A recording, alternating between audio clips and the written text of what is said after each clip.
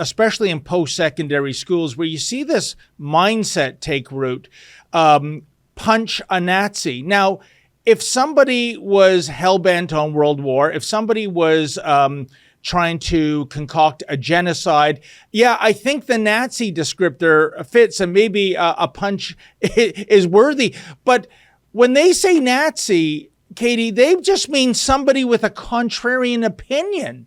And it's not to be met with words or other ideas or debate. It's to be met with violence.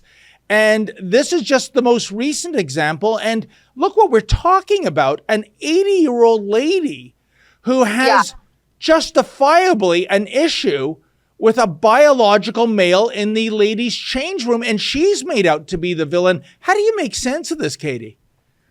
Right. Well, you don't. And, you mentioned the Nazis. So when I was out there reporting over this weekend, it was a rally. It was conservatives standing up for women's rights. And the counter protesters were standing by the YMCA's decision to ban Julie because they refused to listen to her concerns and have just deemed them transphobic. So they say, get Julie out, even though she was a swimmer there for 35 years. But you see these signs calling these people Nazis when the main organizer of the event is Jewish. So you have these, it's crazy to make sense of this. And you have these, gender identity. They are stuck in their one way of thinking. Any dissenting view is you're a racist, a Nazi, a homophobe.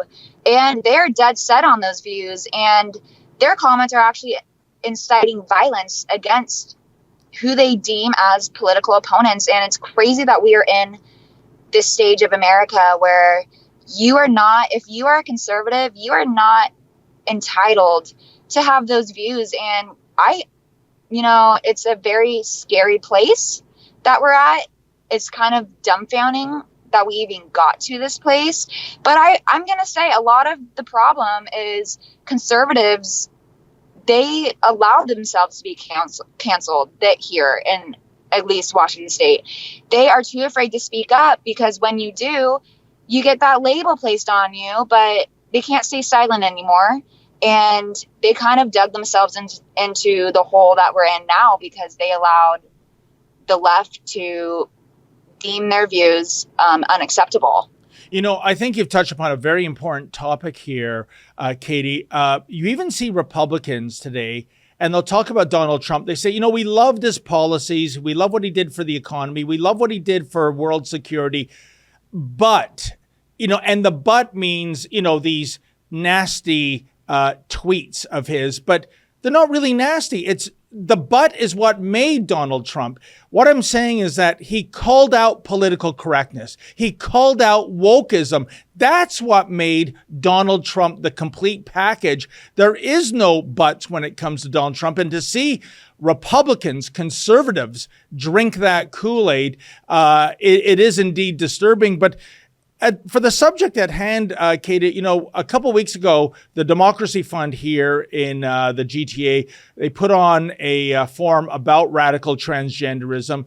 One of the speakers was the mother of a athlete that was losing to Leah Thomas. That's the biological male in the NCAA swimming program. She was tearing up at times.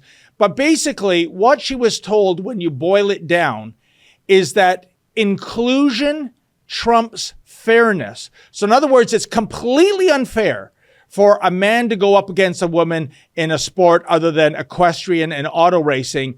But in the name of inclusion, that is the be all and end all. Katie, this is madness to me.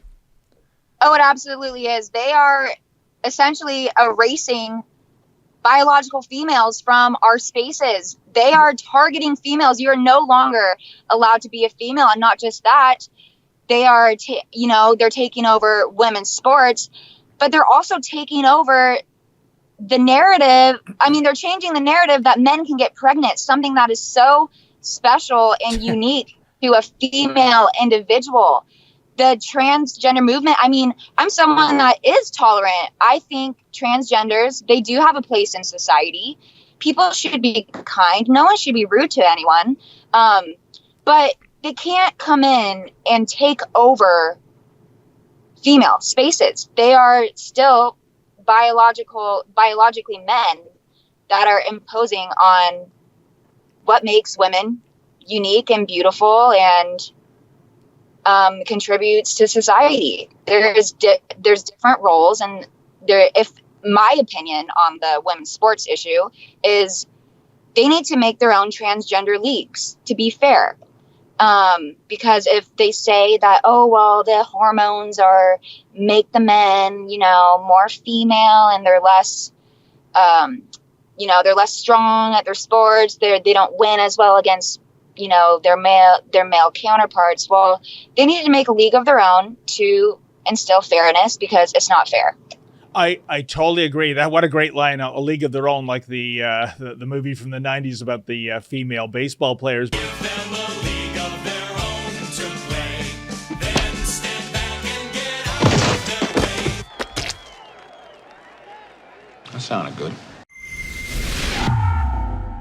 Hey folks, that was an excerpt from my show, Rebel Roundup. Now, to get the full meal deal, why not go to Rebel News Plus, sign up, and never miss a Rebel News Plus show in the future.